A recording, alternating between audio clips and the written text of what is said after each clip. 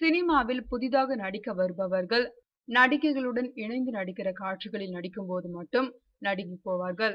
தைரியத்தை வரவழைத்துக் கொண்டு நெருங்கினாலும் நடிகையின் கைகள் இவர்கள் மீது பட்டதும் ஏற்படும் படபடப்பினால் சாதாரணமாக கட்டிப்பிடித்து நடிக்கும் காட்சிகளுக்கு கூட பல டேக் வாங்குவார்கள்.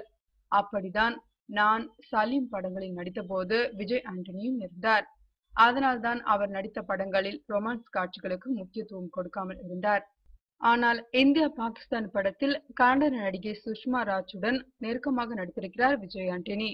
இந்த படத்தில் காதலித்து திருமணம் செய்து கொள்ளும் வேடம் என்பதால் காதல் மனைவியுடன் அதிக நெருக்கம் காட்டி நடித்துள்ளாராம் இவர். அந்த வகையில் முந்தைய 2 படங்களை விட இந்த படத்தில் அவரது நடிப்பில் நிறைய முதிர்ச்சி தெரிகிறதாம்.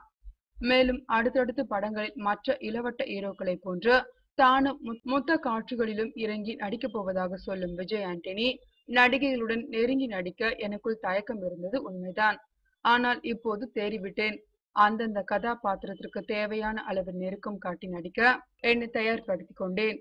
குறிப்பாக என் மனைவி எதிரே நடிகையை கட்டிப்பிடித்து நடிக்க சொன்னாலும் தயங்காமல் நடிப்பேன். அந்த அளவிற்கு நான் முழு நடிகனாகி இருக்கிறேன் என்று கூறுகிறார் விஜய் ஆண்டனி.